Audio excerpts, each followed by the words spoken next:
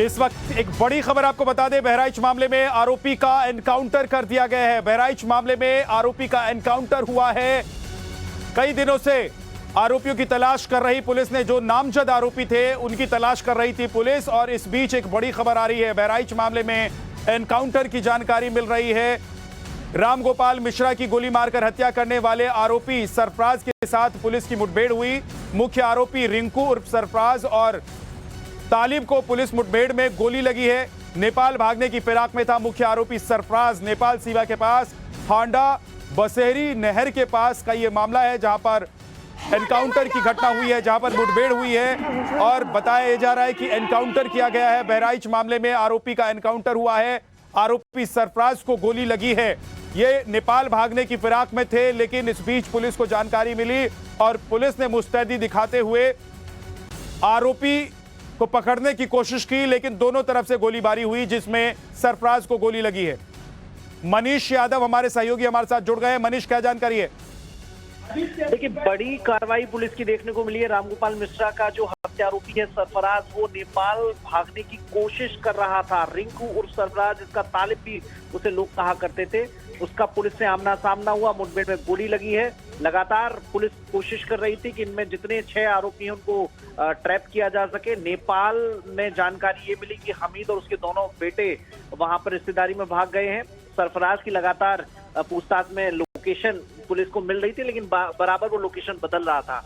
तो ऐसे में आज बड़ी कामयाबी बहराइच पुलिस के हाथ लगी है। एसटीएफ का भी सहयोग रहा है। सरफराज उस तालिब को पुलिस मुठभेड़ में गोली लगी है। प्रारंभिक तौर पर ये जानकारी सामने आई है। नेपाल सीमा के पास जो हांडा बसेहरी नहर है, वहां पर ये घटना घटी है।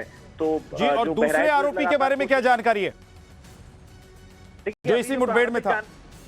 जो प्रारंभिक जानकारी आई है उसमें सरफराज के गोली लगने की खबर है। हालांकि उसे इलाज के लिए ले जाया जा रहा है। अभी थोड़ी देर में विजुअल भी हमारे पास होंगे, हम दिखा सकेंगे अपने दर्शकों को। हांडा बसेहरी नेपाल के नजदीक पड़ता है, वहां पर ये घटना घटी है। उसके साथ और भी व्यक्ति क्या शामिल था जो उसके साथ उसे नेपाल भगाने की फिराक में था। इसकी जानकारी भी अभी पुलिस थोड़ी देर में जो प्रेस ब्रीफिंग होगी उसमें साझा करेगी। लेकिन जो प्रारंभिक जानकारी है, सरफराज और तालिब के गोली लगी है, उसे हॉस्पिटल ले जाया गया है। कितनी गोलियां लगी हैं और क्या जो मुठभेड़ हुई है इसमें पुलिस वालों की तरफ भी फायरिंग की गई और क्या पुलिस वालों को भी चोटें आई हैं? देखिए, अभी जो जानकारी मिली है, जब आमना सामना हुआ, सरफराज ने पुलिस पर गोली चलाई और उसके बाद जवाबी कार्रवाई में पुलिस ने गोली चलाई है, जिसमें सरफराज की गोली लगी है।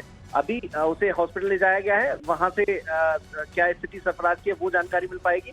सरफराज के साथ कितने लोग और थे, क्या कोई भाग जाने में सफल रहा, इसकी भी अभी पुलिस ब्रीफिंग के जरिए जानकारी मिलेगी। लेकिन प्रारंभिक तौर पर बड़ी कार्रवाई बहराइच पुलिस की देखने को मिली है और एक बड़ी कामयाबी बहराइच पुलिस की इस रामगोपाल हत्याकांड। मनीष, कुल मिलाकर 6 नामजद आरोपी थे, जिसमें से 2 मुठभेड़ के दौरान अभी आप बता रहे हैं कि एक को गोली लगी है और दूसरे के साथ क्या हुआ है उसके बारे में अभी ठीक जानकारी नहीं मिल पा रही है। तो क्या मोहम्मद हामिद भी इनके साथ था और वो क्या नेपाल भाग गया है या अभी भी उसकी लोकेशन इंडिया में? देखिए, जो जानकारी मिल पाई है, मोहम्मद हमीद और उसके दोनों बेटे नेपाल में अपने रिश्तेदारों के यहाँ भाग गए हैं। हालांकि पुलिस नेपाल में भी जो उसके रिश्तेदार हैं उन तक पहुंचने की कोशिश कर रही है। जो आसपास के लोग हैं उनसे भी पड़ताल की गई है। घटना के बाद ही इन दोनों की लोकेशन नहीं मिल रही, पिता पुत्रों की तीनों की लोकेशन नहीं मिल रही थी, उन तक पहुंचने की कोशिश है। लेकिन सरफराज के ठिकानों पर भी पुलिस लगातार दबिश दे रही थी और अभी एक बड़ी कामयाबी बहराइच पुलिस के हाथ लगी है। मनीष, सरफराज की क्या भूमिका थी हत्या में और पूरी साजिश में? जिस तरीके से पथराव किया गया था या अंदर ले जाकर घसीट कर उसको मौत के घाट उतारा गया रामगोपाल मिश्रा को, उसमें इसकी क्या भूमिका थी? देखिए विद्या, जो जानकारी मिली थी, हमीद और उसके दोनों बेटे जहां रामगोपाल उनके घर पर चढ़े थे, वहीं सरफराज भी मौके पर मौजूद था। उकसाने की कोशिश जब की जा रही थी तो सरफराज भी हथियार लेकर वहां तस्वीरों में दिखाई दे रहा था। ऐसे में जो एफआईआर दर्ज की गई थी उसमें सरफराज को भी मुख्य अभियुक्त माना गया था। उसके नाम भी एफआईआर। मनीष, मैं आपको रोक रहा हूं। सरफराज की बहन इस वक्त क्या कह रही है, जरा वो भी सुन लेते हैं।